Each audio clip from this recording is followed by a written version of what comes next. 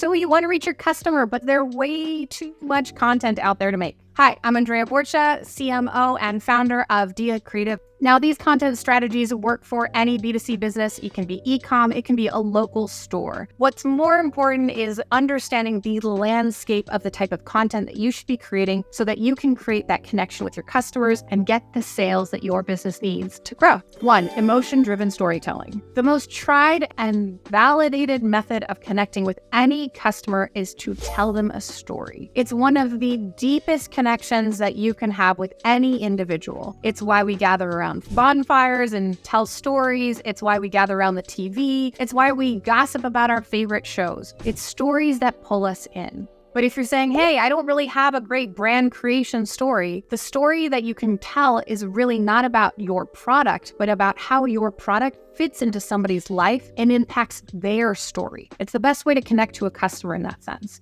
Number 2. Personalization at scale. Now, there's a number of tools we use to really personalize at scale. Obviously, as you grow, it's really hard to keep everything feeling personal to the individual customers that you're speaking to. But there's a lot of great ways to do that. When you're starting small and you still have just like a handful of customers, it'll be easy to understand who your customer is, what their pain point is, and why they came to speak to you. Keep feeding them content that's relevant to them, that adds value to their life. But then as you grow and expand, you're most likely going to move away from that initial target customer and add additional target customers. Every time you add a new target customer, build out all of the personalization for that customer. Now, if you're a business that's been around for a couple of years or more, and you already have all these different disparate customers, how do you best personalize? Go back to square one and get to know them. One of the best tools we use is actually Klaviyo, which is an email service provider that connects really well into Shopify and WordPress and BigCommerce. And what I really like to do there early on when we first onboard a client with this particular problem is build out surveys. Get to know your customers, have them self-select into the different buckets of target personas that you think you have, and then build out individual flows or campaigns for each of these target personas. So as you build out each of these personas and you're sending out these surveys, they can each self-select. So each different persona will get a different email that speaks more to them and how their story connects in with yours and how your products help them live a better life. That can be anything from an urban audience to a suburban audience to a rural audience. That can be anything from different age categories. That can be anything from different purchasing behavior, from people that purchase your products very regularly to ones that just kind of stop by once a year. And then creating the automated flows that make it feel like you're having an ongoing conversation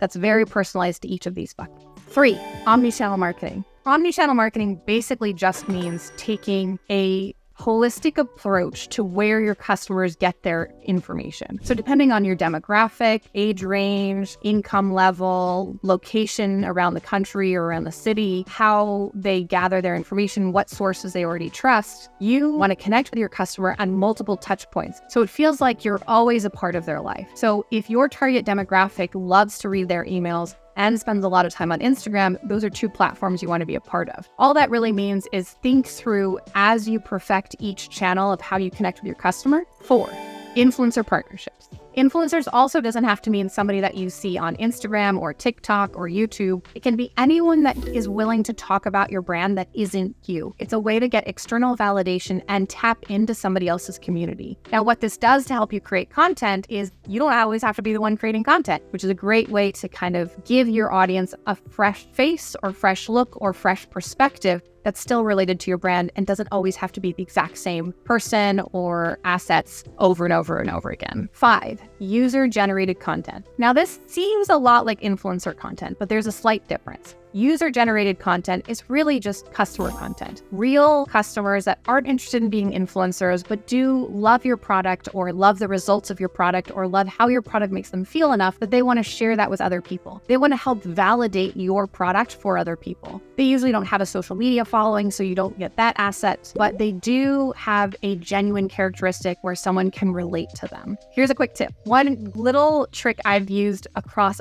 brands, across industries to help get user-generated user-generated content is to have a really great loyalty program or incentive program. People want to feel special and they might be nervous to share their story. But if they love your product and they trust your brand, give them a little incentive, extra reward points to show some before and afters or share some pics of your product in their house. Anything like that will really just help make them feel that extra little bit of special. And I absolutely think that if you value their content, you should let them know that. 6. Last but not least, one of the most important things for creating content is to keep an open mind. Brainstorm, explore other brands, explore other industries, and see what type of content really resonates with you and that you think will resonate with your target customer. Honestly, just keep ideating. Don't be afraid to have a wall full of ideas and then pick and choose which are the biggest impact or the easiest to make or a little bit of both, and then you'll see your content calendar getting full pretty quickly. Thanks again for watching our Marketing Insights series here at Dia Creative. My name's Andrea Borcha, and I love solving marketing puzzles and problems and troubles. So make sure to add your marketing questions, quandaries below. And if you want a free site evaluation or business evaluation, reach out at diacreative.com. Please make sure to like and subscribe because we're adding new content all the time.